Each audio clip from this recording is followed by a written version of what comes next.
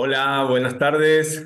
Bueno, es un gusto saludarlos, darles la bienvenida a esta presentación que forma parte del ciclo Open DC de la Universidad de Palermo. Yo soy Fernando Massetti, soy docente de la Facultad de Diseño y Comunicación de la Universidad de Palermo en la cátedra con dos asignaturas de morfología y también de tecnología 2. Son dos asignaturas que se van dando cuatrimestralmente durante la carrera de diseño de interiores y arquitectura.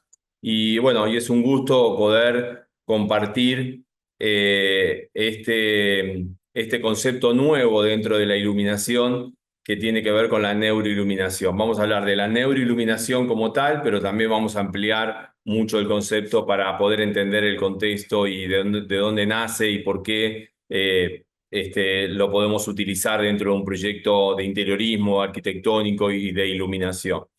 Yo, bueno, soy, como digo, docente, soy diseñador de interiores, diseñador de iluminación ya hace muchos años, también enfocado justamente en esta área específica del interiorismo y la iluminación fundamentalmente, que es a lo que me he dedicado en toda mi vida y es mi pasión absoluta, la luz.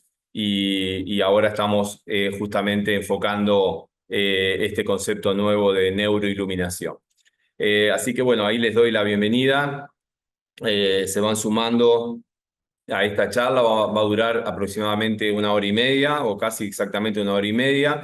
Les sugiero también que para poder hacerlo de manera interactiva y que ustedes también puedan participar preguntando o comentando, que vayan escribiendo en el chat las dudas o comentarios o preguntas que vayan surgiendo a lo largo de la charla y al final de la misma, en los últimos 10-15 minutos, ahí respondo las preguntas o comentarios que hayan hecho en el chat. Más que nada para hacerlo de manera ordenada y creo que va a funcionar bien de esa manera, ¿sí?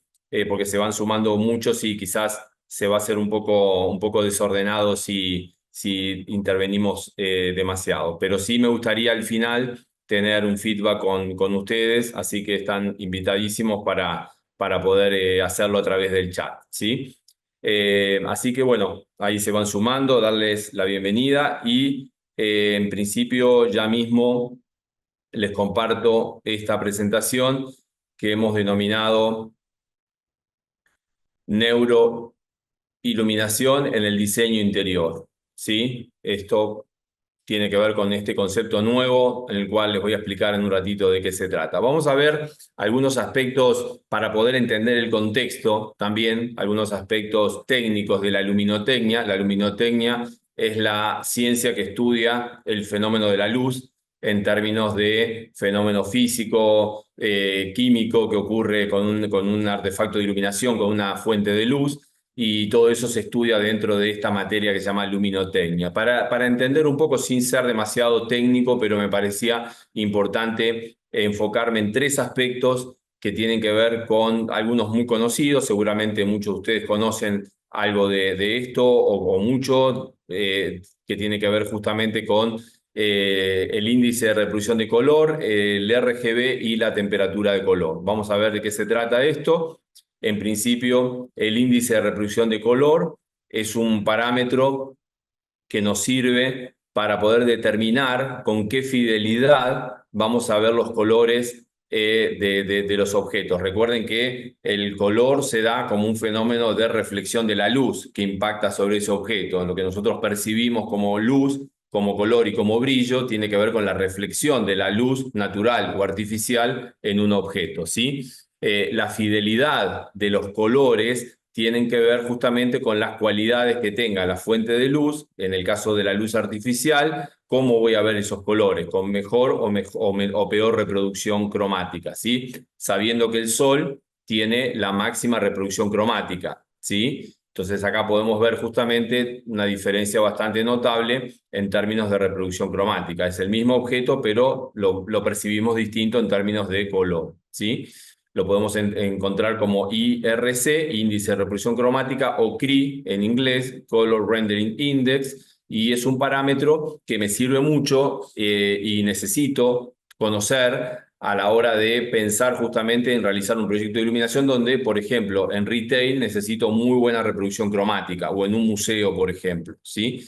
Ese parámetro tiene que estar contenido en una escala de 0 a 100 entre 80 y 100. Eso es una especificación que me va a dar el fabricante de la lámpara, de la fuente de luz, ¿sí? Entonces, vamos a buscar entre ese rango de 80 a 100, donde me va a garantizar que los colores se van a ver perfectamente bien. Con la luz solar, con la luz natural, me asegura la máxima reproducción, es decir, estos son los colores reales de ese espacio, ¿sí? En cambio, con la luz artificial, cuando ya no tenemos luz natural, lo que va a ocurrir justamente es que yo tengo que buscar lámparas que tengan buena reproducción cromática para que en horario nocturno también tenga la misma percepción del color y no se modifique, ¿sí? Eso tiene que ver justamente con una cualidad que tiene que ver con la lámpara. Y el LED ha mejorado mucho en ese sentido, ¿sí? Otro aspecto interesante y se está usando mucho en diseño interior, residencial inclusive, es el RGB. Básicamente el RGB es la tecnología que nos permite crear colores a partir del red, green, blue, el rojo, el verde y el azul, ¿sí? La combinación de esos tres colores, por ejemplo, con una aplicación o con un sistema de control, nos va a permitir generar colores, ¿sí?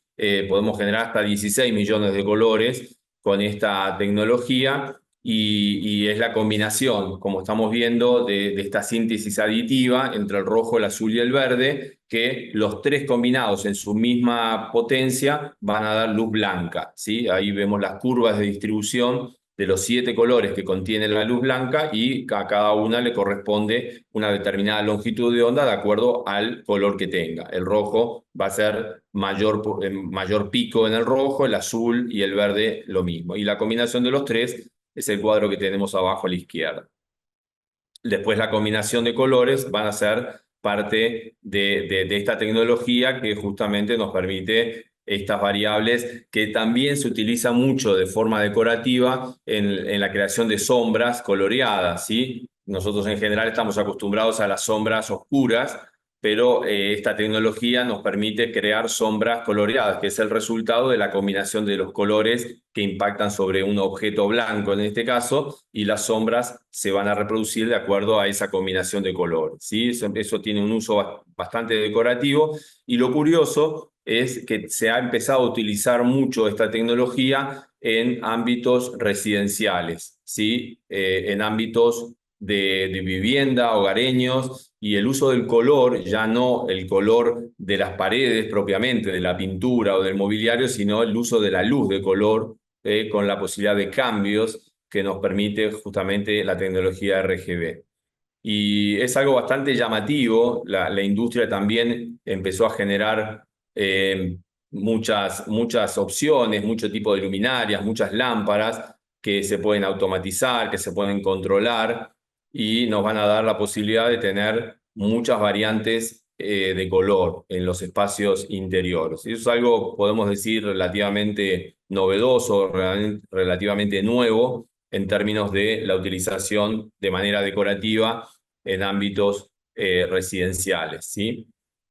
Este es un sistema que está colocado detrás del televisor y reproduce los colores de la pantalla, lo que va ocurriendo en la pantalla en el fondo de la pared, ¿sí? Así que tenemos ahí una posibilidad interesante que me ha sorprendido de este aspecto porque se viene hablando hace bastantes años de esto y yo como interiorista y como iluminador creí que no iba a pasar así tan fuertemente como está ocurriendo ahora y sí está pasando. Así que bueno, es parte de las posibilidades que nos da la iluminación con la tecnología LED y con la aplicación del color en espacios interiores residenciales. Y otro aspecto que seguramente ustedes conocen o han escuchado porque se ha puesto bastante de moda, sobre todo con la pandemia, el tema de la temperatura de color, ¿sí? La temperatura de color es un parámetro que mide la tonalidad de la luz blanca, ¿sí? Lo que estamos viendo acá justamente es las diferentes tonalidades de la luz blanca en términos de más cálida, más neutra o más fría, ¿sí?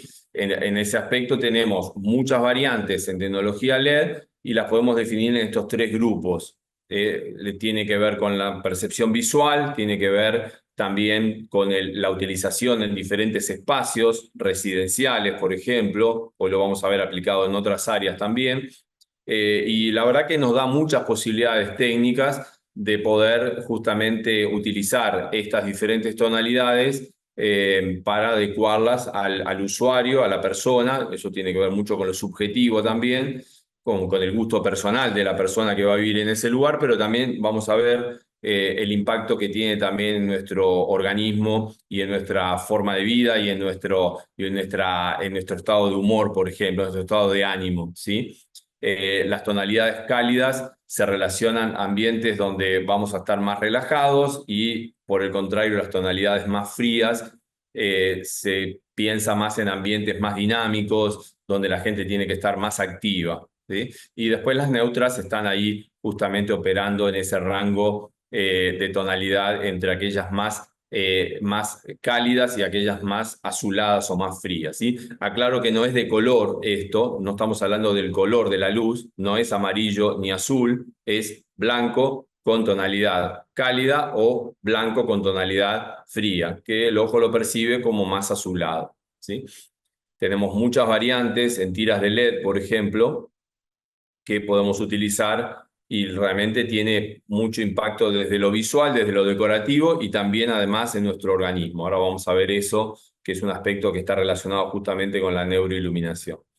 En este caso, todas estas variantes que además la tecnología nos permite tener la posibilidad de modificar esa temperatura de color igualando la tonalidad de la luz natural que entra, en este caso, por la ventana, ¿sí? Entonces, el mismo espacio puede ser modificado y automatizado además, y lo podemos empatar, digamos, con la tonalidad de la luz a medida que va pasando el día. Esta tonalidad puede ser, por ejemplo, la de la tarde, ¿sí? Ya sobre el final de la tarde.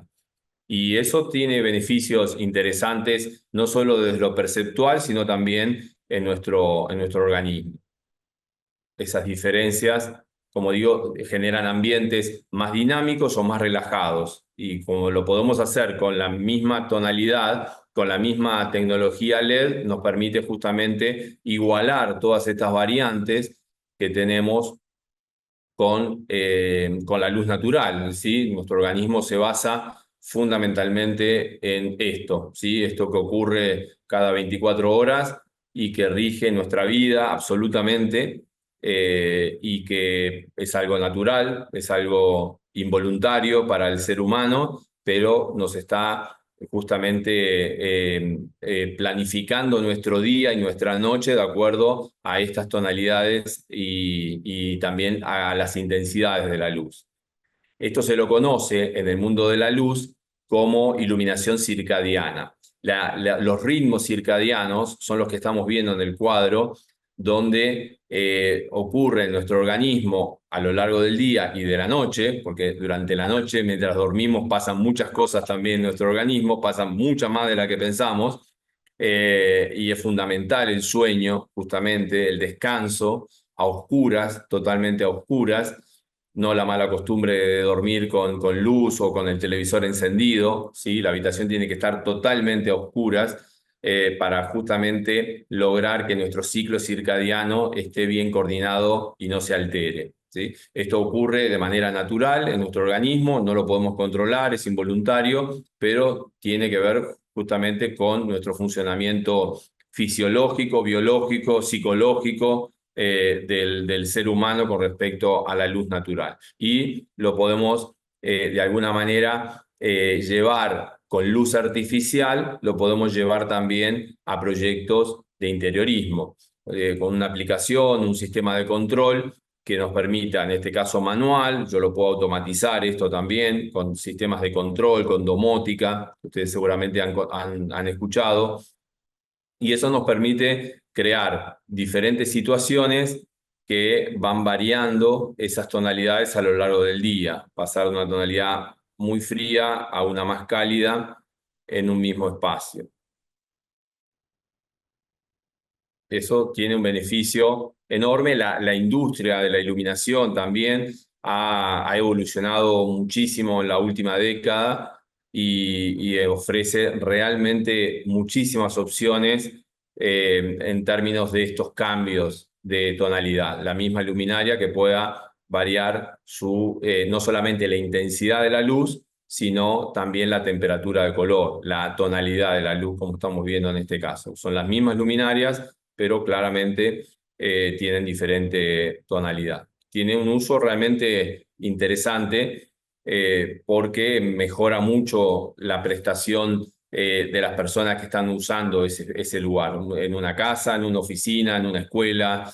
Y esto, como digo, la industria de la iluminación está fuertemente enfocada en este aspecto de la iluminación. Ya no es la iluminación solamente para iluminar un espacio, sino realmente cómo impacta eso en las personas. Por eso se habla de iluminación circadiana, ¿sí? Que justamente habla de esto, ¿no? De esta respuesta del ser humano a los cambios de tonalidad.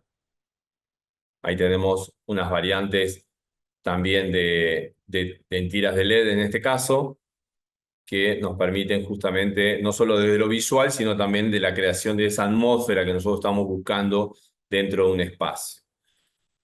Después, el proyecto de interiorismo, seguramente más de uno de ustedes son interioristas o arquitectos o estudiantes o relacionados al interiorismo. Después, el proyecto funcionará de acuerdo al usuario, de acuerdo a la vida, a la calidad de vida que pretendemos darle a nuestro cliente, que siempre tiene que ser buena, y el interiorismo tiene un impacto directo en esa creación de calidad de vida en nuestro cliente.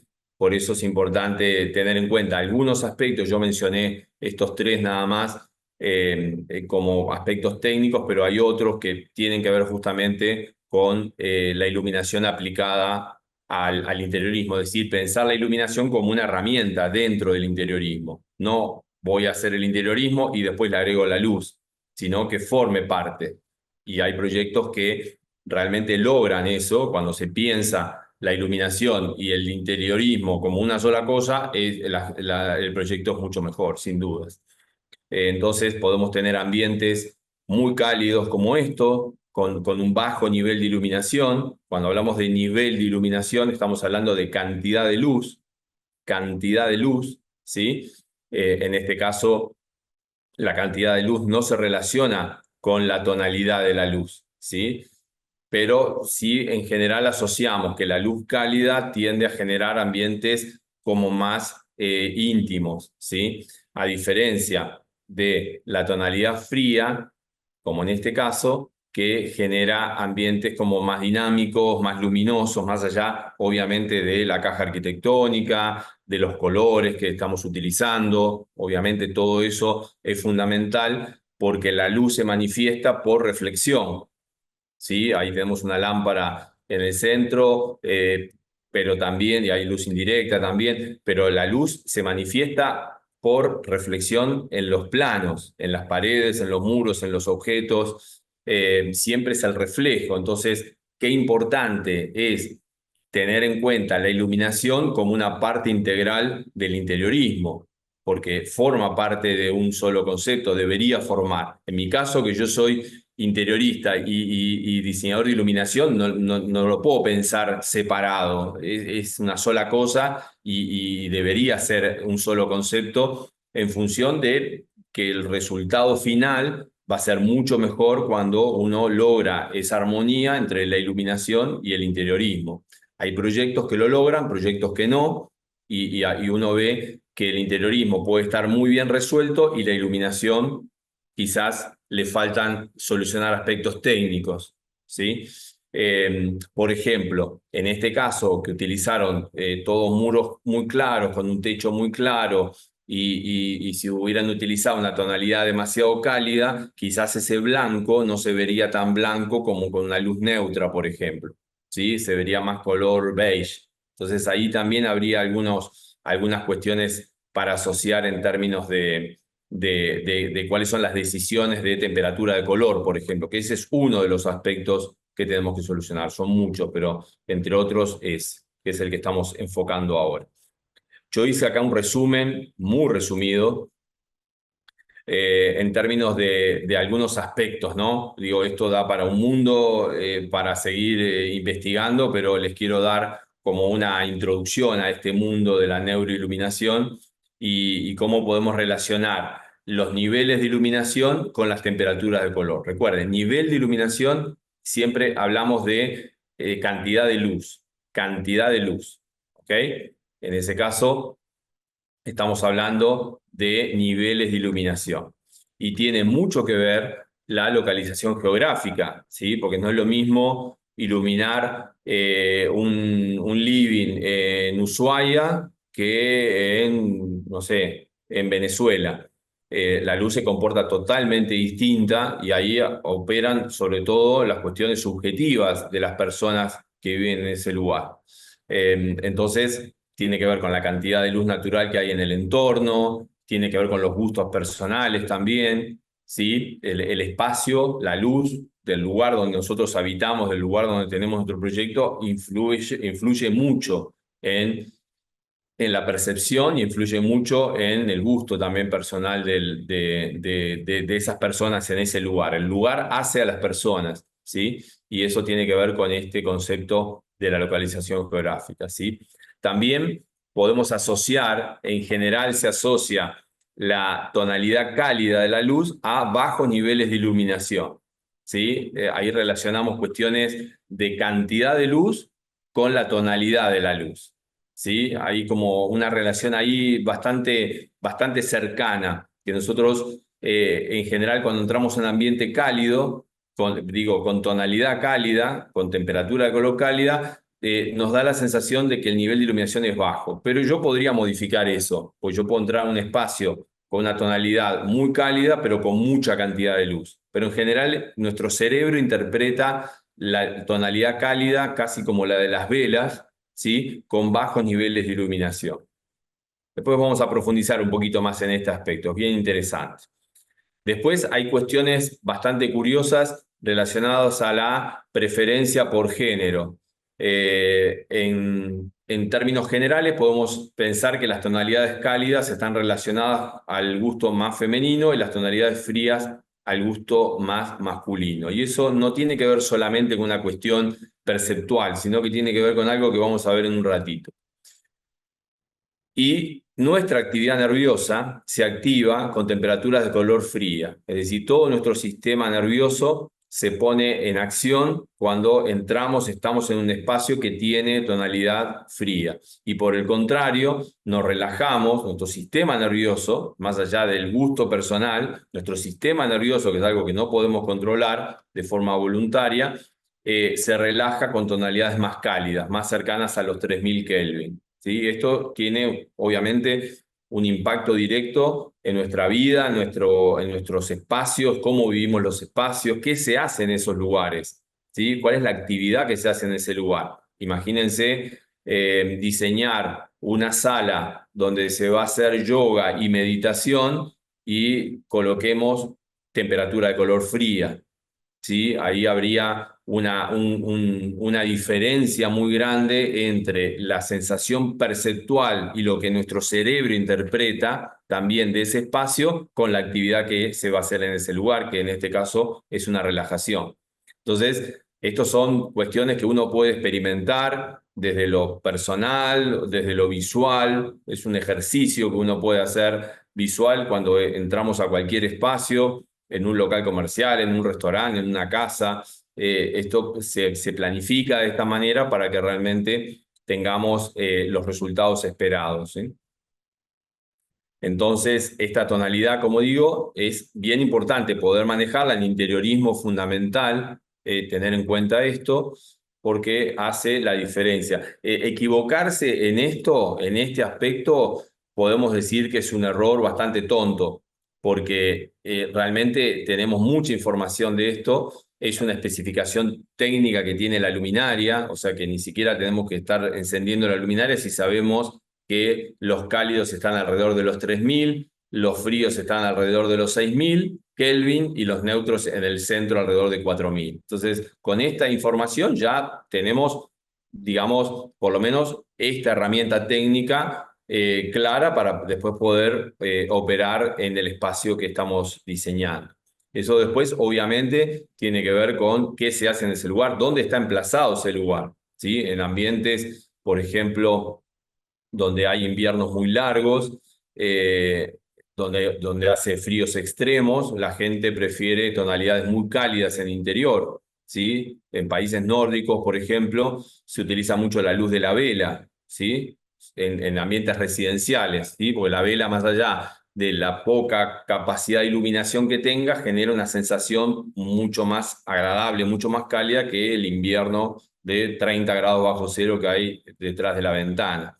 Entonces, eso modifica, como digo, justamente este estado de humor, este estado de ánimo que nosotros tenemos de nuestra relación con la luz, que es innato, ¿sí? Es intrínseco a la condición humana.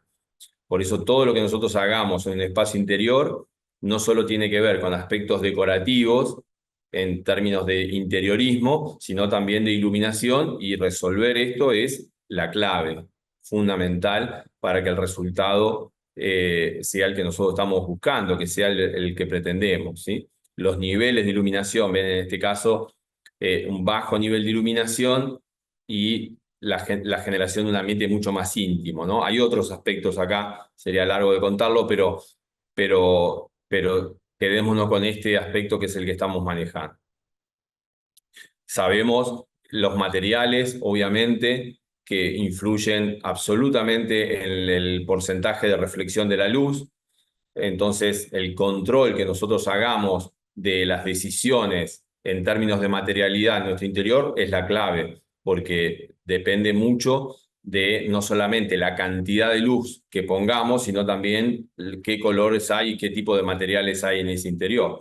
Entonces, muchas veces los errores en iluminación son de querer agregar más luz, y a lo mejor no se trata de agregar más luz, se trata quizás de cambiar ese panel oscuro, ¿sí? O haber elegido una terminación un poco más clara, ¿sí? Eso tiene mucho que ver, absolutamente que ver con el resultado final de cómo se va a sentir el espacio. Después, obviamente, tiene que ver con el proyecto, ¿no? Hay un cliente, hay una persona, una familia que está viviendo en ese lugar. Nosotros tenemos que dar respuesta a esa cuestión, ¿sí? Que tiene que ver con el gusto personal de esa familia.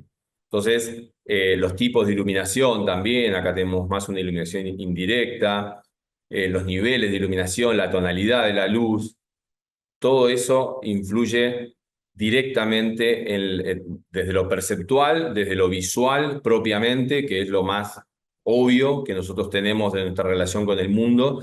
El 80% de nuestra información, de nuestro entorno, es visual, ¿sí? Podemos desarrollar otros sentidos, que ahora vamos a hablar un poquito de eso, pero el 80% entra por los ojos. Y nosotros tenemos una respuesta inmediata a ese estímulo visual, que más allá del gusto, si esto te resulta agradable o no, si te gusta o no, si vivirías ahí o no, pensemos que estamos haciendo un proyecto para un cliente y nuestro cliente nos está pidiendo una situación de este tipo. Nosotros después vamos a dar respuestas decorativas, de materiales, de mobiliario, de iluminación. Este es un proyecto muy interesante en Casa Foa de Córdoba, que se hizo en el mes de mayo, y muy interesante porque adentro, en el espacio interior, había todo luz cálida. Y lo que vemos afuera, que es todo como un jardín, estaba iluminado, parecía con luz natural, que entraba por la parte superior como una luz cenital, pero en realidad era luz artificial. Entonces, nuestro ojo trabaja por contraste, nosotros vemos por contraste. En este caso, el contraste se da por la tonalidad de la luz, cálida y fría. Entonces, como está una al lado de otra, el ojo lo siente fuertemente, lo percibe fuertemente. Y acá se buscó eso justamente. Estaba muy bien logrado el efecto en este jardín, que además este espacio no tenía luz natural. Era un espacio sin ventanas, y realmente la sensación que daba, la foto no lo muestra en realidad como era, pero en vivo era realmente muy bueno el efecto. Es más, yo tuve que salir ahí y mirar realmente que no era luz natural, era una tonalidad más fría, de aproximadamente 5000 Kelvin, y adentro había 3000 Kelvin. Entonces, ahí esa diferencia de tonalidad hacía que el verde de las plantas se vea mejor, pero además daba la sensación de luz natural. Es un efecto muy, muy interesante y engañaba mucho el ojo, ¿eh? Engañaba porque justamente se había buscado ese objetivo. Pues podemos tener cajas, esto también en Córdoba, en Casa Foa, cajas totalmente iluminados, con niveles de iluminación altos, con temperaturas de color más frías, generando diferentes sensaciones que obviamente tienen que ver con las personas que viven en ese lugar, ¿sí? Si me voy un poco a la historia, Le Corbusier me decía tiene una famosa frase, tiene muchas frases y tiene muchos conceptos, Le Corbusier ni hablar, pero decía una frase que él decía que la casa es la máquina de habitar. Y yo estoy de acuerdo con Le Corbusier y le agregaría, me tomo el atrevimiento un poco de agregarle quizás que la casa es es la máquina de habitar mejor. ¿Sí? Es decir, nosotros tenemos que crear un espacio que mejore la calidad de vida de las personas. No solamente alguien que vive dentro de un espacio que está contenido, que ese espacio cumple las funciones, cubre sus necesidades, su gusto personal, pero podemos hacer algo más, ¿sí? Y ese algo más tiene que ver con lo que vamos a ver de la neuroiluminación. Realmente, ¿qué es lo que pasa en las personas en relación a la luz? Acá hay algunos datos que, bueno, forman parte de toda una investigación que vengo llevando hace varios años en relación justamente a la luz y a un aspecto que a mí es el que más me importa, que es cómo los seres humanos respondemos a la luz. Estos son datos que tienen que ver con cuestiones sociales, que se acrecentaron mucho inclusive con la pandemia, pero a mí me interesa mucho porque nosotros diseñadores, arquitectos, trabajamos para personas, ¿sí? Y las personas son un micromundo, ¿sí? Que nosotros tenemos que dar respuestas a esas condicionantes, a esos gustos, a esa forma de vida y tratando de optimizar al máximo el proyecto en todo sentido, desde lo económico y también desde la calidad de vida.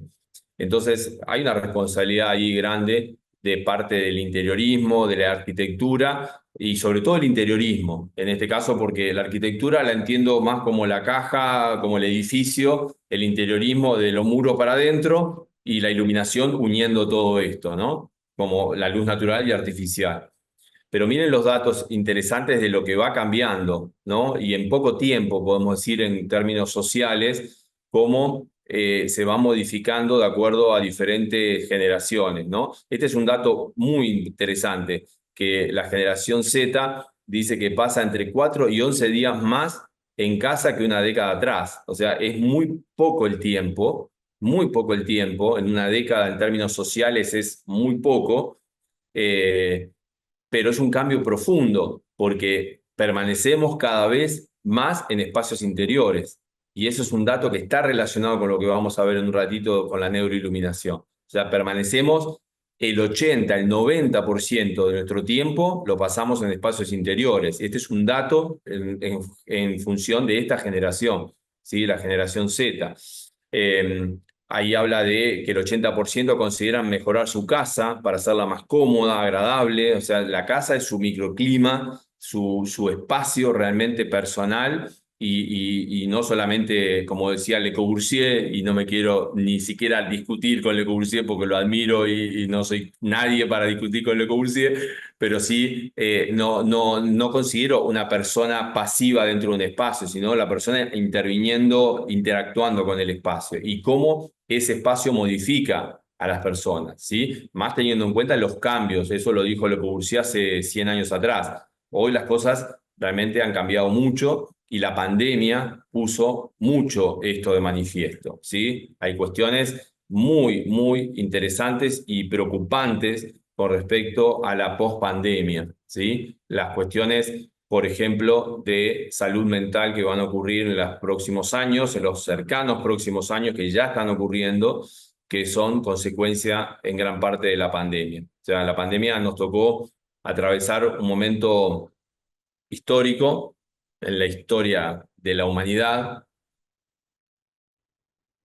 valga la redundancia, fue un momento único y realmente nos ha dejado consecuencias y eso lo estamos viviendo. Entonces, cuán importante es los proyectos de interiorismo, los proyectos arquitectónicos, considerando dos cuestiones. Primero, que estamos mucho tiempo en espacios interiores y que cada vez vivimos más en ciudades, en megaciudades.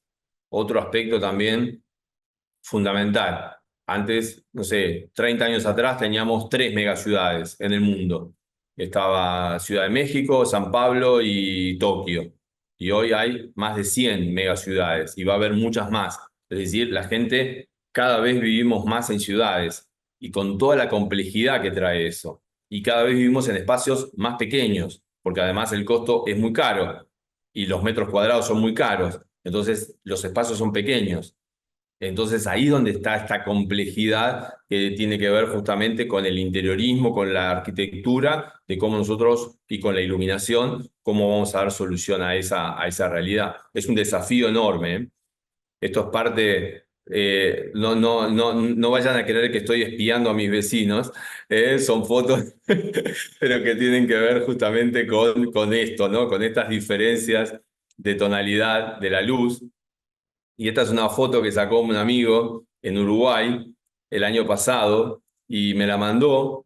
Estaba cenando en un restaurante, en la vereda, en un restaurante en Punta del Este y levantó la vista y le llamó la atención esto que ocurría en una torre, que era como un piso 15, y le llamó la atención y me mandó esta foto y bueno, yo la publiqué en mis redes y se viralizó por todo el mundo, creo que tiene más de 1 millón de vistas. Y es bien curioso porque fíjense la diferencia. En el mismo edificio, mismo departamento, dos vidas totalmente distintas. ¿Sí? Esta es una imagen de la 1 de la mañana, o sea, plena noche, y miren la diferencia que hay en los vecinos que están arriba. Esa tonalidad de la luz, el organismo interpreta que no es la 1 de la mañana, que son las 11 de la mañana. ¿Sí? En cambio, el que está abajo sí está asociado más con la hora del día. En ese caso ya no hay luz natural, pero está relacionado con esa tonalidad de la tarde. Entonces hay una diferencia más allá de lo perceptual, más allá del gusto, que si te gusta más frío o más cálido, tiene que ver cómo nosotros reaccionamos a esa tonalidad. Así que es bien curioso esta imagen de Sebastián porque justamente se ve muy claramente esa diferencia porque está uno al lado de otro. Esto se relaciona con lo que habíamos hablado recién del ciclo circadiano, que para nosotros es un elemento clave porque justamente lo que está ocurriendo es que se está alterando este ciclo circadiano, ¿sí? Nosotros lo alteramos con nuestra forma de vida, con nuestros horarios laborales, y inclusive está trayendo problemas bastante serios. Por ejemplo, que no estén sincronizados estos ciclos circadianos con la luz natural, trae alteraciones metabólicas, por ejemplo, de diabetes tipo 2, los trastornos del sueño, ¿sí? El insomnio, trastornos de las fases de los sueños, del sueño, que nosotros pasamos por diferentes momentos durante el descanso, y al estar alterados los ciclos circadianos, eso se modifica y trae consecuencias, ¿sí? Consecuencias puede ser que después de una mala noche sin dormir, uno al otro día esté de muy mal ánimo, de muy mal humor. Eso sería lo más razonable, pero eso si se prolonga en el tiempo puede traer consecuencias de enfermedades graves, ¿sí?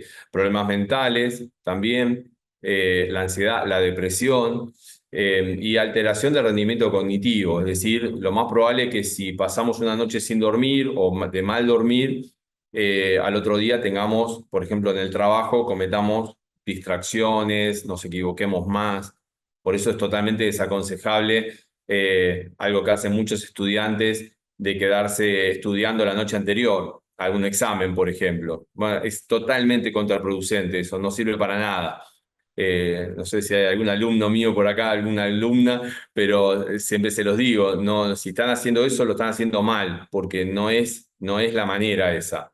No es la manera porque lo más probable es que si te quedás la noche anterior al examen o a una evaluación sin dormir, lo más probable es que te equivoques y que te olvides de cosas que lo tenías muy claro, pero no tenés totalmente tu sistema cognitivo despierto y en el estado que tiene que estar justamente para poder rendir un examen. Entonces, esta sincronización de los ciclos circadianos tiene que ver con cuestiones fisiológicas, psicológicas, que afectan obviamente nuestra calidad de vida. Y los ritmos circadianos tienen que ser respetados, ¿sí? Por eso estas modificaciones que nosotros tenemos en los espacios interiores tienen que ver justamente con la luz natural, que es lo más importante que tenemos, porque ahí se rige todo, pero estamos en cajas arquitectónicas interiores que no siempre tienen toda esta relación con la luz natural. Estas variantes, fíjense en este montaje, cómo se ha aplicado justamente desde muy frío hasta muy cálido en este montaje de esta foto, para entender que eso va ocurriendo durante el día, más allá de las orientaciones o además de las orientaciones que tenga, de la cantidad de ventanas, de cómo es esa ventilación, es decir, hay un montón de cuestiones que tienen que ver con el espacio. Tan importante es esto de los ritmos circadianos que en el 2017 a los doctores Hall, Rosbach y Young le dieron el Premio Nobel de Medicina, justamente porque evolucionaron en el estudio de los mecanismos moleculares de los ritmos circadianos. O sea que es realmente un aspecto humano, pero es un aspecto fisiológico muy importante y que tiene muchas aplicaciones, ¿sí? Así que a partir del 2017 se han despertado en muchos ambientes de la iluminación específicamente. Hay muchos centros de investigación, muchos laboratorios que trabajan fuertemente en el estudio de la luz y el ser humano. Y estos trabajos que hicieron estos tres doctores justamente promovió mucho desarrollo de investigación en ese sentido. Así que fíjense cómo se empieza a relacionar la arquitectura, el interiorismo, la iluminación, las cuestiones médicas, pero que en definitiva tienen que ver con las personas, ¿sí? Y esto le pasó también al doctor Jonas Salk, que en los años 50 el doctor trabajaba en un subsuelo en la Universidad de Pensilvania, en un segundo subsuelo, en un laboratorio sin luz natural, y estaba totalmente detenido con su investigación. No avanzaba con su investigación, estaba de lo más preocupado, de lo más triste, de lo más frustrado, porque veía que sus investigaciones no avanzaban. Y resultó algo bastante curioso porque el doctor Jonas Salk toma una decisión que realmente cambiaría su vida y también la de millones de personas, que tiene que ver con un viaje que hace a Italia, podemos decir casi como un retiro espiritual, lo podemos llamar, al ver que sus investigaciones no avanzaban, estaba totalmente trabado con su trabajo de investigación, y en Italia, en la zona de la Umbría italiana, encuentra el ambiente adecuado de la atmósfera, la luz, el espacio, que era lo que no encontraba en su laboratorio, con esa opresión que tenía, con esa falta de luz natural, eh, con ese ambiente en el cual él trabajaba horas y horas durante el día y durante la noche, pero no encontraba la salida. Entonces, este viaje fue una manera de entender su visita, inclusive sus caminatas por la Basílica de San Francisco de Asís. Encuentra casi un ambiente religioso, espiritual e inspirador para despertar todas sus ideas y todas sus investigaciones. Y resultó muy interesante porque al regreso de este viaje finalmente descubre la primera vacuna contra la polio, que en la década del 50 era una enfermedad muy grave, y él fue el primero. Después hubo otra, pero la primera fue justamente la del doctor Salk. Y en ese momento, a partir del interés que surgió justamente el descubrimiento de la vacuna contra la polio, empezó a recibir mucho apoyo del gobierno de Estados Unidos. Es que convoca al arquitecto Louis Kahn, que fue un arquitecto muy famoso también, sobre todo por el manejo que tenía de la luz natural en el espacio construido. Entonces se asocian y empiezan a trabajar en este instituto, en el desarrollo de este instituto, el Instituto SAL, que queda en La Joya, en California. Y bueno, es largo de explicar, pero bueno, tiene todo un concepto de materialidad, de simetría, de luz natural sobre todo. Ahí vemos una vista aérea de los dos edificios y todo el entorno que justamente permitía, por ejemplo, entre otros datos, que la luz natural ingrese por estos espacios que vemos acá, ingrese de manera cenital desde arriba hasta los laboratorios que estaban en el subsuelo. O sea que miren la diferencia que encontró Luis Kahn de ingresar luz natural a un subsuelo, por ejemplo, cuando el doctor Salk estaba antes totalmente metido en una cueva sin luz natural. Entonces, podemos decir que este edificio, el Instituto Salk, se transforma en básicamente como en el inicio de este concepto de empezar a pensar cómo el espacio construido afecta realmente a nuestro cerebro, ya no solamente desde la cuestión física, sino realmente desde nuestro aspecto cognitivo, nuestra generación de ideas. Obviamente eso impacta en toda nuestra calidad de vida. Esta es una famosa frase de Luis Kahn que habla justamente de lo que él ya venía trabajando. Si lo siguen a Kahn o si no lo siguen, síganlo porque es bien interesante la arquitectura de Luis Kahn porque justamente en sus proyectos no es casual que se hayan asociado para realizar este edificio, porque justamente Kant trabajaba con la idea de la luz natural en los espacios interiores. Hay otros arquitectos también, ¿no? Pero Luis Kant fue uno de los más reconocidos en ese aspecto y realmente podemos decir que este primer avance que tuvo de entender la arquitectura y el impacto que tiene en el ser humano tiene que ver con una creación de un concepto que llamamos neuroarquitectura, ¿sí? La neuroarquitectura es una disciplina como tal que estudia justamente esas reacciones que nosotros como seres humanos tenemos en el espacio construido, pero ya no solo desde lo visual, sino a nivel fisiológico, cognitivo, social, emocional, y cómo nosotros podemos diseñar en función de eso, ¿sí? Ahí entran en juego las neurociencias, ¿sí? Las neurociencias entendidas como las disciplinas que se van asociando al estudio del sistema nervioso para poder entender cómo el espacio construido afecta realmente a nuestro cerebro, ¿sí? En realidad no deberíamos hablar de neuroarquitectura, sino de neurociencia aplicada a la arquitectura, ¿sí? Porque hay un montón de componentes que están relacionados con el espacio construido y la respuesta como de nuestro cerebro en función de los estímulos que nos genera eso. El caso de Salk fue muy llamativo porque trazó como el inicio de ese proceso que hoy entendemos como neuroarquitectura. Las neurociencias se empezaron a desarrollar mucho en los últimos 40, 50 años, 60 años, y hoy la podemos ver aplicada en muchos ámbitos de investigación. Por ejemplo, neuromarketing, neuroventas, es decir, hoy se aplica mucho en retail, ya no solamente ofrecer un producto para que la gente lo compre y que le guste y que le sirva el precio. No alcanza con eso, lejos está de eso. Estamos hablando de entender realmente qué es lo que ocurre en el cerebro de esos potenciales clientes para que realmente se sientan cómodos cuando ingresan a un local comercial, por ejemplo, o cuando visitan una página web, en el caso de venta digital.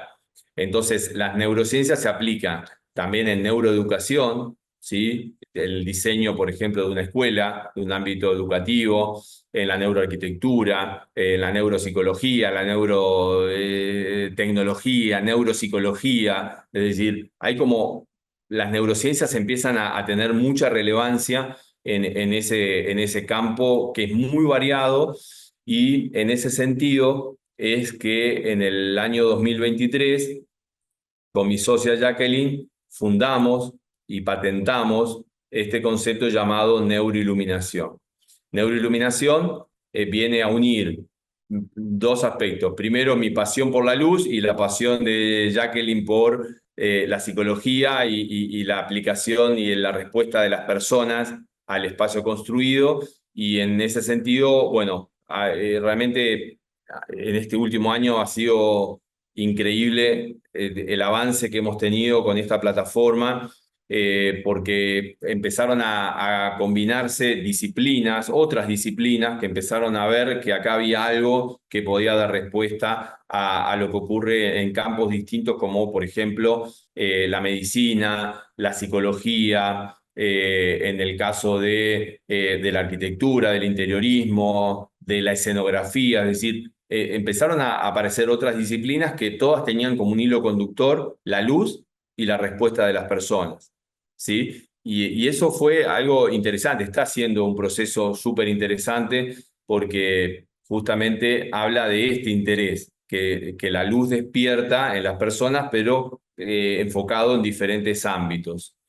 Este es un camino que, bueno, estamos trazando, estamos abriendo esto como una plataforma abierta y realmente estamos más que felices con los avances en el último año, en función de entender la neurociencia aplicada a la arquitectura y el cerebro, cómo responde a eso, ¿sí? Y lo podemos relacionar en tres aspectos: la arquitectura, el interiorismo y la iluminación, ¿sí? Así que si hay interioristas en la sala, les digo que vamos a tener mucho trabajo, tanto como arquitectura, entendiendo este concepto, ¿no? La arquitectura, el edificio, el interiorismo desde los muros hacia adentro y la iluminación natural y artificial, uniendo todos estos dos aspectos, uniendo todo, ¿sí?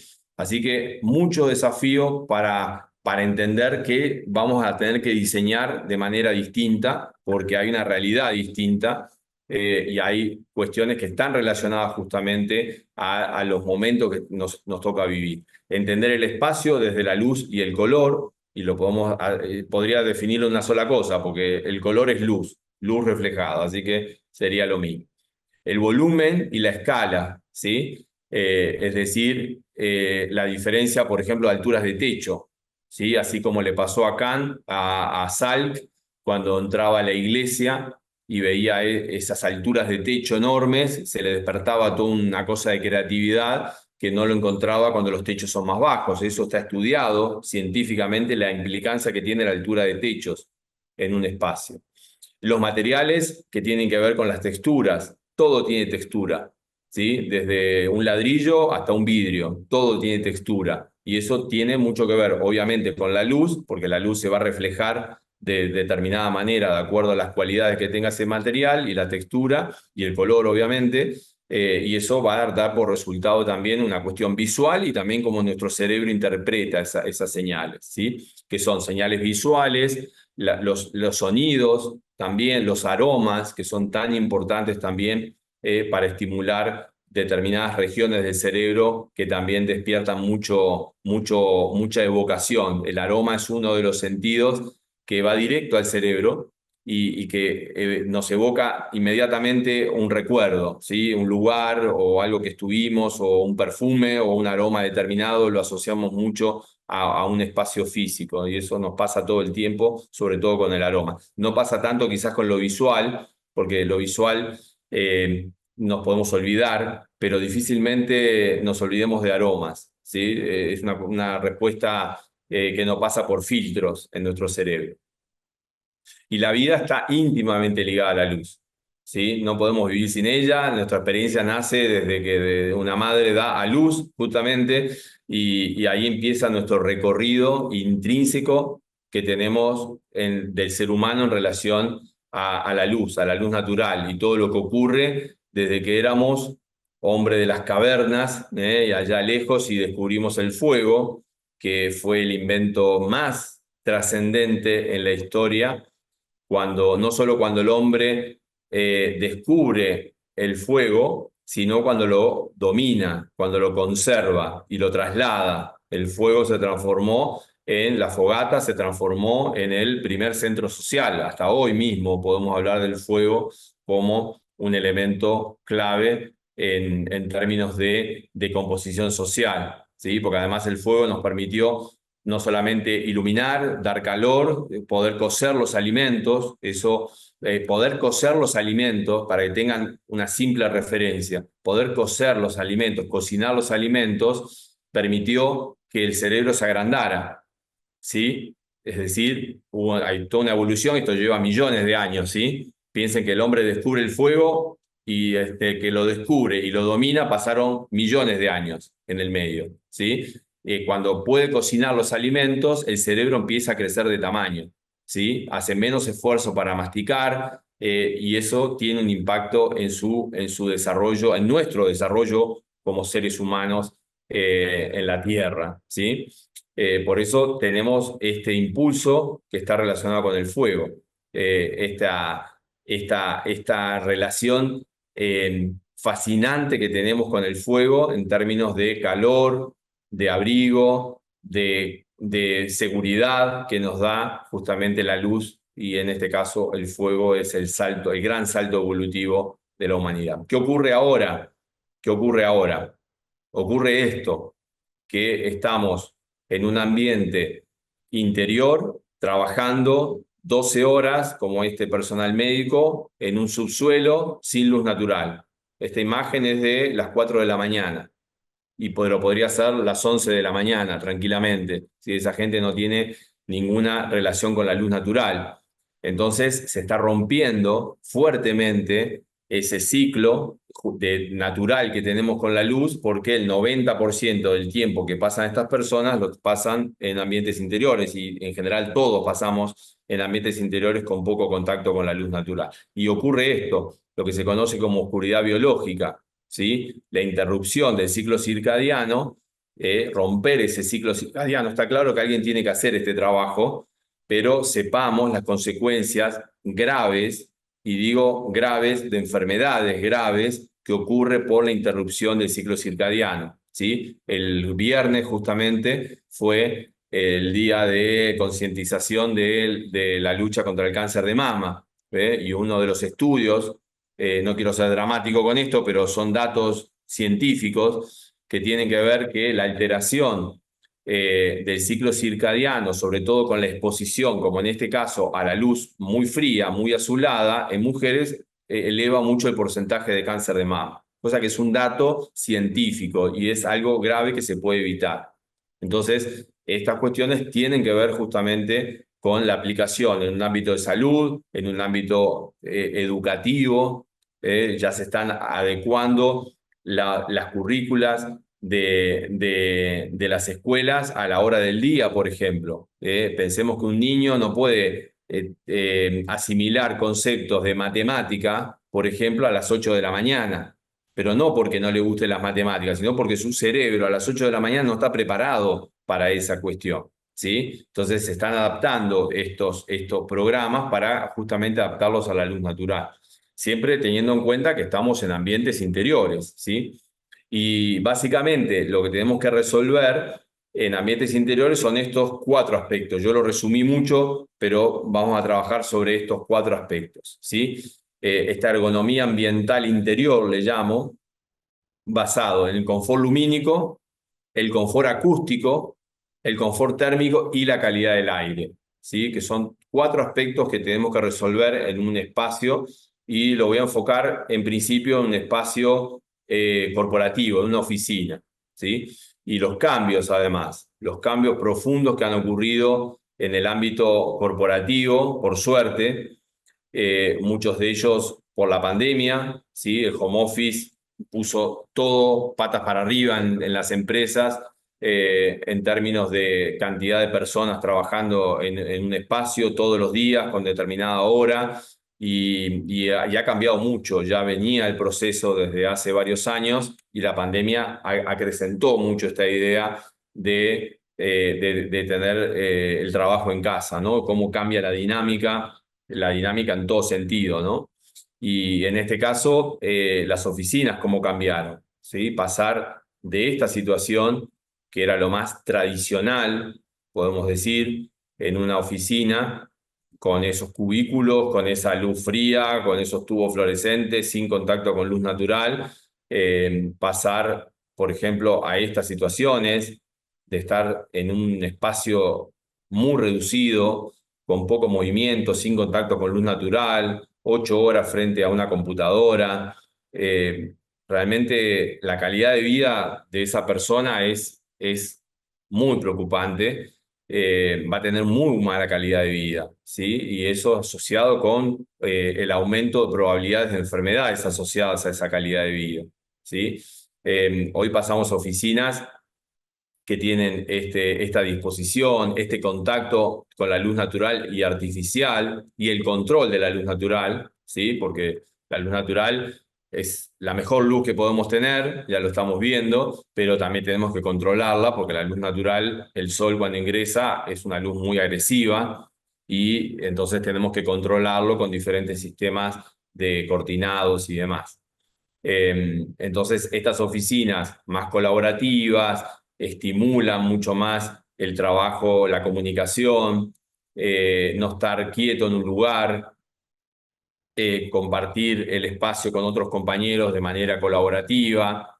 Este es un proyecto muy interesante en Casa FOA de Córdoba, de mayo de este año, donde se planteaban dos situaciones en esta oficina, una más introspectiva, en el espacio más oscuro, y el otro más para crear, y el otro espacio más para soltar la creatividad. Es decir, es como pensar que el espacio cuánto ayuda a la concentración o a la liberación de ideas, ¿no?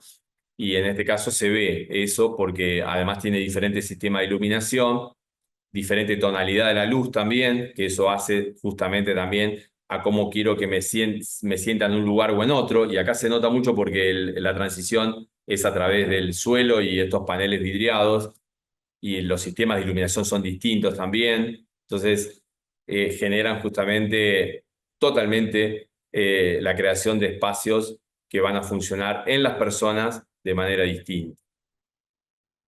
Así que pensar el espacio construido, por ejemplo, modificar las alturas de techo que yo mencionaba, este es un proyecto del año pasado de Casa FOA, una oficina muy grande también, que en determinados sectores, fíjense que el techo original del lugar era muy alto y en determinados sectores estaba más bajo. Estos paneles, estos techos suspendidos generaban situaciones diferentes debajo de eso. Eso el cerebro lo interpreta como algo más de concentración, ¿sí? Más introspectivo. Y tenemos además sistemas de iluminación, por ejemplo, esta luminaria que imita totalmente el ingreso de luz natural, pero es luz artificial. Va variando la tonalidad de la luz perimetral y también la entrada de luz que entra por el centro. Parece la luz del sol que entra totalmente por el centro y además va modificando la tonalidad a lo largo del día. Entonces, en un espacio de oficina, eso tiene un beneficio enorme en términos de justamente de cómo podemos ir modificando la luz artificial, igualando la luz natural y con la adaptación a los diferentes momentos del día, ¿sí? Eso está estudiado científicamente, cómo nosotros vamos reaccionando a la luz natural durante el día, es algo natural, pero la luz artificial en este caso promueve justamente esa guía que se va haciendo durante el día para que nosotros podamos rendir mejor, que nos sintamos mejor en ese lugar. Y no solamente relacionado con el rendimiento, porque eso también cambió en el espacio corporativo. Antes se hablaba de personas trabajando, rindiendo al máximo en un espacio reducido y muchas personas en pocos metros cuadrados. Bueno, eso no funciona más, ¿sí? Hay que pensarlo desde otro lugar y hay datos, inclusive este estudio del doctor Agarwal, que justamente, fíjense cómo empieza a dar datos estadísticos de cómo el 70% de las molestias en el espacio laboral tiene que ver con la mala iluminación, ¿sí? O la falta de luz natural en el invierno, o que casi la mitad de las personas manifiestan que tienen iluminación incómoda en su oficina. Entonces, son datos que para el diseño de iluminación, para el interiorismo, es clave que la mitad de las personas digan que trabajan incómoda por la luz que tienen en su oficina. Entonces, realmente mucho para hacer ahí, mucho desafío para hacer ahí. Y una de las herramientas que nosotros podemos utilizar en términos de mejora, y a veces no hay que buscar muchas innovaciones hacia adelante, sino ir para atrás, ¿no? Buscar a ver cómo lo hacían antes. Y si voy a esta frase de Gaudí, que hace 100 años dijo que el arquitecto del futuro se basará en la imitación de la naturaleza porque es la forma más racional, duradera y económica de todos los métodos. Y creo que es una gran frase, más que frase, todo un concepto que justamente nosotros lo podemos aplicar hoy en términos de biofilia. El diseño biofílico es una rama muy interesante, muy amplia, dentro de la arquitectura y el interiorismo y la iluminación, que justamente relaciona los beneficios que tiene la incorporación de elementos naturales en espacios interiores. Entonces ya no es solamente colocar una planta en un rincón, es todo un concepto, ¿sí? Relacionado con la naturaleza ingresando a ese interior. Y el diseño biofílico trabaja justamente con esa creación del bienestar físico, mental, cognitivo, y obviamente eso mejora la producción, mejora el rendimiento de las personas, ¿sí? El diseño biofílico promueve esta optimización del espacio con un enfoque humano, ¿sí? Como decía hace un rato, yo disiento un poco con aquello que decía Le Corbusier, ¿no? Que la casa, el espacio como la máquina de habitar, ¿no? Parece como que fuéramos robots o autómatas. Ya tenemos bastante con la inteligencia artificial que nos van a superar, dicen, pero en este caso pensar en el enfoque humano, ese es el aspecto que a mí más me importa. Nunca va a desaparecer, nunca va a dejar de estar el concepto del ser humano viviendo en un espacio. ¿Sí? Y ahí es donde esta idea de la naturaleza incorporada tiene que ver, por ejemplo, con crear las condiciones de confort térmico, la calidad del aire, algo que no se menciona mucho en general, pero sí en ámbitos específicos de diseño, que tiene que ver inclusive hasta con los productos de limpieza que se usan en el espacio, porque todo eso deja residuos en el aire, si no son productos de la calidad adecuada, dejan residuos y eso la persona lo aspira y eso trae problemas en la salud, ¿sí? El diseño biofílico ayuda a reducir 37% el nivel de estrés, o sea que en estos momentos que estamos viviendo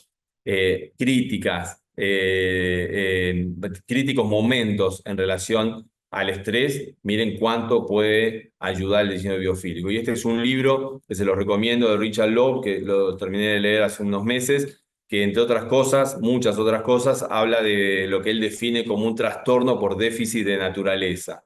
¿Sí? Fíjense, él ya hasta le pone un título, ¿no? Un trastorno por déficit de naturaleza. Eso se asocia con eso que decía hace un rato del 90% de nuestro tiempo dentro de una caja arquitectónica.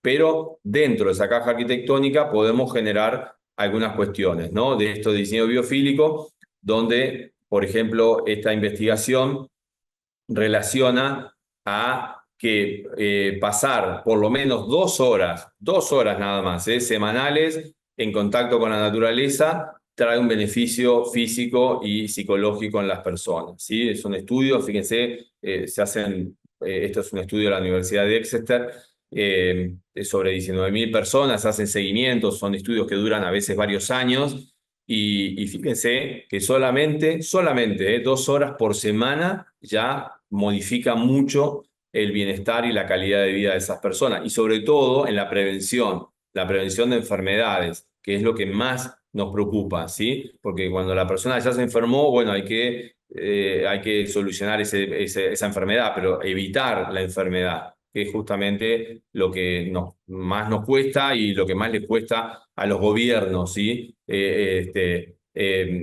Solucionar lo que se invierte justamente en términos de tratamientos médicos. Inclusive estoy investigando ahora, estoy empezando a investigar algo que no sé para dónde me va a llevar, pero creo que me va a llevar para un lado muy humano, que lo estoy relacionando al concepto de felicidad, la felicidad y el diseño, ¿sí? Ya no solamente el espacio, qué lindo, me gusta, me siento cómodo, sino el concepto de felicidad.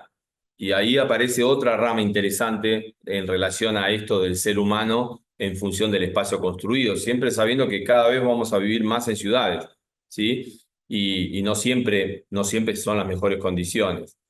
El estudio que se hace Estos son estudios de electroencefalograma, por ejemplo. Muchos se hacen en laboratorios, que son estudios controlados, ¿sí? De la respuesta eléctrica de nuestro cerebro a determinados impulsos, a determinados factores. Otros se hacen experimentos de campo.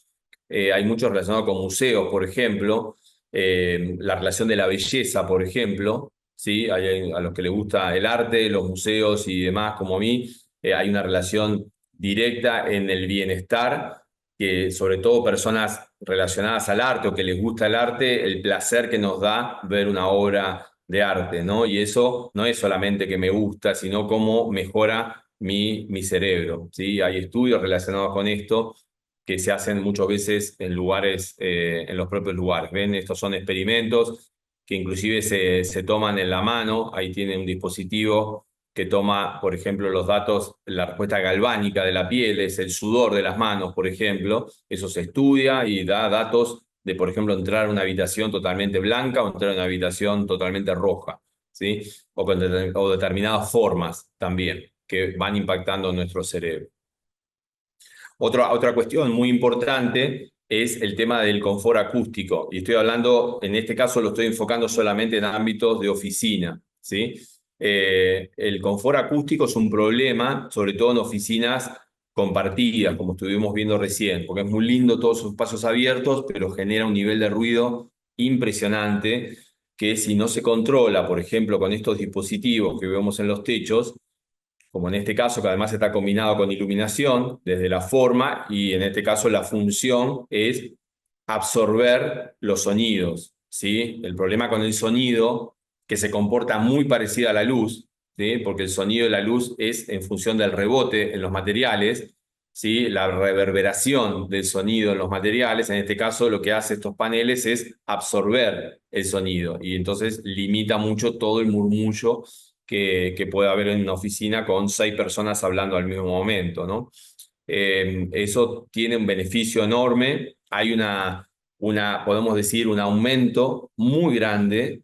Lo digo hasta de forma personal porque me está pasando a mí esto, de la molestia, que sobre todo después de la pandemia empecé a experimentar con respecto a los lugares con mucho ruido, cosa que no me ocurría antes. Y no me ocurre solo a mí, le está ocurriendo a millones de personas en el mundo que se ha sensibilizado justamente el umbral de tolerancia del ruido, ¿sí? Entonces, el implementar este tipo de dispositivos que son justamente absorbentes del sonido, parecen decorativos y son muy lindos además, pueden ser decorativos además, pero cumplen fundamentalmente la función de absorber los sonidos. Les ha pasado seguramente cuando van a un lugar, un restaurante, un bar, en lugares donde hay una oficina, donde hay mucha gente, hay lugares que realmente se complica mucho y el nivel de molestia que hay en ese lugar realmente es muy grande, ¿sí?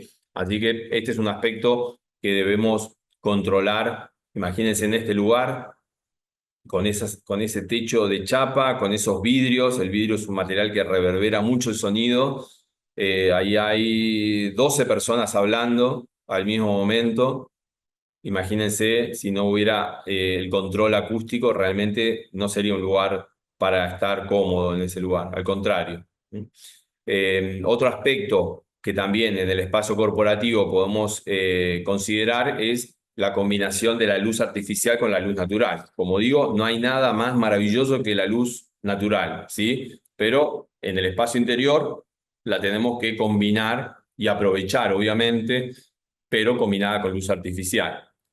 Tenemos muchos proyectos, muchas formas de hacerlo, para que todos los usuarios de ese lugar sientan comodidad, ¿no? Que estén cómodos en ese lugar. Por eso es bien importante el tema de la combinación de la luz artificial y natural. No se trata solo de colocar artefactos de iluminación, ¿sí? Se trata de ver qué cantidad de luz entra por ahí, ya lo podemos saber además, de acuerdo al día del año, de la estación del año, la hora del día, se sabe cuánta luz va a entrar por esa ventana, el control de la luz natural también, y cómo lo combinamos con la luz artificial. Eso es un proyecto de iluminación. En este caso, un espacio de pausa, un espacio de relax en un edificio corporativo. todos tienen que tener el mismo nivel de iluminación. En este caso, los que están más cerca de la ventana y los que están más alejados, todos tienen que tener el mismo nivel de iluminación. Además, hay normativas en el caso de oficinas. Y es bien interesante y digo fundamental justamente poder utilizar este recurso. Otro tema también relacionado con la biofilia son las vistas.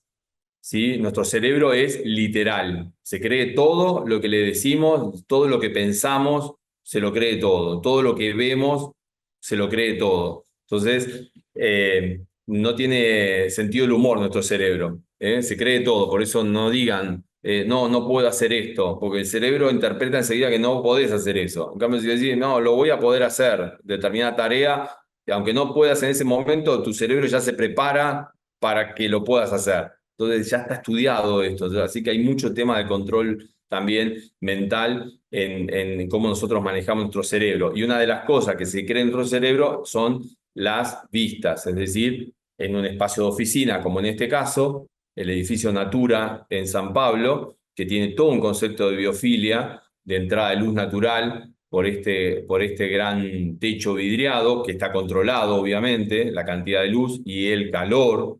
¿Sí? En San Pablo hace 40 grados en verano, así que imagínense que no sería muy eficiente el edificio si tuvieran que poner el aire acondicionado muy intenso porque la entrada de luz natural está generando carga térmica también. Así que también hay sistemas de control térmico, pero las vistas favorecen justamente el contacto con naturaleza, con el exterior, con las vistas internas y externas del edificio. Por eso es tan importante también el entorno, ¿sí? El paisajismo. Hoy está cumpliendo un rol muy importante el paisajismo en las casas, en las oficinas, porque tiene que ver justamente con ese sentido de relación biofílica con la naturaleza, que es lo que estamos hablando, ¿sí? Un espacio de pausa, por ejemplo, un ambiente con piedras naturales. Otro aspecto importante que no quiero dejar de mencionar es que las plantas tienen que ser naturales, ¿sí? Porque si yo, por ejemplo, en este caso, pusiera acá plantas artificiales, ¿sí? Hay plantas artificiales muy bien hechas que visualmente parecen realmente naturales, pero cuando uno las toca son de plástico y te da una muy mala sensación, te da una frustración, como que alguien te está engañando, ¿sí? Y nuestro cerebro lo toma como algo frustrante, ese espacio.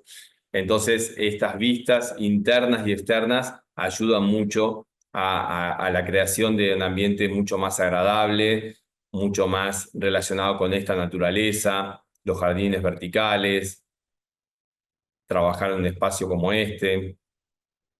Otro tema interesante también tiene que ver con el uso de formas, esto tiene que ver con puro interiorismo, utilizar patrones, por ejemplo, con formas que nuestro cerebro interpreta como entendibles, ¿sí? El hexágono es una forma muy utilizada en el diseño interior para relacionar justamente hasta con nuestra molécula de ADN, que tiene que ver con estas formas hexagonales, y nuestro cerebro, aunque no sepa nada de todo esto, nosotros lo interpretamos como algo positivo en nuestra vida, nos hace sentir mejor. La agrupación también, agrupar objetos bajo un determinado patrón, fíjese que acá está espejado la alfombra con la iluminación, y nuestro cerebro trabaja muy bien cuando agrupamos cosas, y cuando esas cosas tienen una relación que nosotros podemos entender, por ejemplo, hexágonos.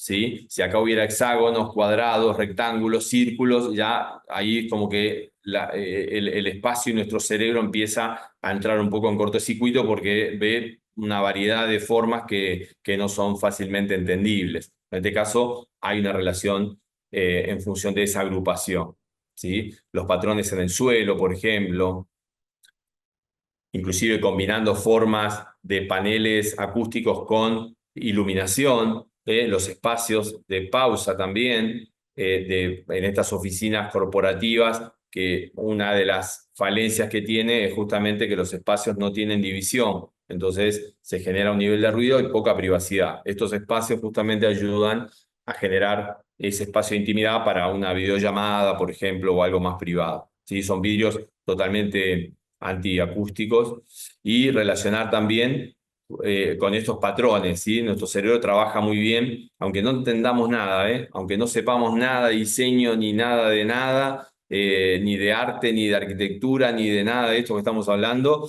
nuestro cerebro interpreta que esas formas se parecen a ramas de árbol y eso me resulta algo natural, me resulta algo relacionado con una mejora, con algo más positivo para mi vida, ¿no? Ahí vemos el proceso de cómo se construye hoy, tanto en arquitectura, siguiendo patrones de la naturaleza. Si quieren seguir a alguien que está como más o menos 100 años adelantada a todos nosotros, si no la conocen, conózcanla, a Neri Oxman. Neri Oxman es una investigadora, arquitecta, diseñadora, investigadora científica, doctora, que trabaja sobre todo en la creación de nuevos materiales. Y bueno, yo la admiro mucho, ahí pueden buscarla, hay un documental de ella en Netflix que se llama Abstract, que es muy interesante, ahí se ve un poco el proceso que ella hace en la utilización de patrones de la naturaleza, de tejidos de la naturaleza, y lo lleva después de todo un proceso de desarrollo científico a, por ejemplo, estructuras, como vemos acá. Bueno, trabaja de una manera increíble, hoy está trabajando en este proceso de vidrio impreso, y ella trabaja con patrones de la naturaleza que justamente los elabora, los desarrolla, tiene todo un equipo de investigadores impresionante en el MIT, y bueno, ahí trabaja justamente con lo que va a venir, ¿no? O sea, Nelly Oxman te pone el futuro ahora, más o menos sería ese mi concepto con ella, así que la pueden seguir investigando si no la conocen, y si la conocen seguramente la admiran como yo, porque es realmente esas personas que están ahí, ¿no? Están por encima de todos nosotros, ¿eh? Las que ven el futuro. Las texturas son tan importantes, como digo, en los espacios, cómo podemos definir espacios, separaciones virtuales con diferentes texturas, eh, con diferentes niveles de mullido, por ejemplo, ¿sí? La parte roja más mullida que la parte de circulación, y ahí ya nuestro cerebro interpreta que hay algo distinto ahí, inmediatamente en la sensación de la pisada. Crear espacios más privados, por ejemplo, esto todo en el ámbito corporativo, o espacios de pausa justamente en relación a estas formas, a estas texturas, y es un elemento clave, ¿no? No solamente la iluminación, obviamente, sino también cómo nos relacionamos, sobre todo con los planos verticales, ¿no? Tengan en cuenta que nosotros el 80% de nuestro mundo es vertical, nuestro mundo visual es vertical, nosotros vemos de manera vertical en el 80% de nuestro campo visual, así que todo lo que ocurra a nivel de paredes tiene un impacto directo en nuestra vista. Crear lugares donde imitamos la naturaleza, por ejemplo, ¿sí? Con materiales, con colores, con formas, ¿sí? Esta escalera es un edificio en Chile, esta escalera que, por ejemplo, viene de la proporción áurea, que la podemos ver en el caracol, por ejemplo, las formas de la luminaria, también reproduciendo formas animales, esta creación justamente de la naturaleza, de colores. Esta es una sensación que me dio la semana pasada, estuve en Paraguay dando unas conferencias justamente de neuroiluminación en un congreso, y me llevé una muy mala sensación acá. Esta es la entrada de un supermercado y claro, se ve muy lindo, pero cuando me acerqué era todo artificial. Entonces ahí es donde ocurrió esta frustración, como acá también, en otro shopping, donde habían hecho una especie de techo ahí que simulaba como árboles, pero no daba esa sensación, no estaba tan bien logrado. En este caso, hay otros proyectos que sí están mejor, pero en este caso no estaba muy bien logrado. Acá tampoco. Este techo todo con plantas artificiales realmente es muy mejorable. Yo, para mejorarlo esto, directamente lo sacaría. Como interiorista, mi primera propuesta sería quitar todo eso, porque era todo de plástico, ¿sí? Entonces, ahí donde esa imitación de la naturaleza, acá sí ven, en otro shopping también en Asunción, sí, le faltaba un poco de mantenimiento, pero a veces es mejor que quede así y no que sean de plástico, sobre todo cuando uno las va a tocar. Si están a una altura que solo es visual, puede ser una planta artificial, que hay algunas que realmente parecen naturales, pero no cuando tengo contacto visual. Este es otro edificio también en Asunción, donde todo el estacionamiento, todo este bloque de estacionamientos, tiene toda una especie de jardín vertical, que lo podemos ver en este proyecto emblemático en Milán, el Bosco Verticale, que es son 2 edificios donde prácticamente todo es un gran bosque, es un gran árbol, donde desde todas las vistas del interior se va a ver y además tiene todo un concepto, se los dejo ahí, si no lo conocen, para que lo investiguen un poco, tiene todo un tema de aire, calidad de aire, visuales, control térmico, por supuesto, pero siempre de todas las estancias siempre hay un contacto con el verde, ¿sí? Por eso su nombre lo define como tal. Y las formas, ¿no? Las formas de imitar la naturaleza, estas formas curvas, con diseños paramétricos, con la biofilia, ayudan mucho a esta creación. Y ya para ir finalizando, este es un proyecto en Chile, un estudio de arquitectura que se llama O Arquitectos, que hicieron un proyecto en un hotel muy interesante, que justamente en cada piso pusieron una alfombra que imita los 4 climas de Chile, ¿sí? La montaña, el bosque, el mar y el desierto, ¿sí? Entonces la gente ya identifica, no por el piso, por el número de pisos, sino por la sensación que da cuando uno ingresa a cada uno de esos pasillos de este hotel. Así que imitar la naturaleza, hoy tenemos muchos materiales que están en relación justamente a esta idea, ¿no? Para finalizar, entonces, diseñar con un propósito enfocado en la mejora, en la calidad de vida, eso es fundamental. Proyectar de manera integral, holística e interdisciplinariamente, es decir, pensarlo como una cuestión que se relacionan varias áreas: la iluminación, la arquitectura, el interiorismo, los materiales, la biofilia, entre otras, ¿sí?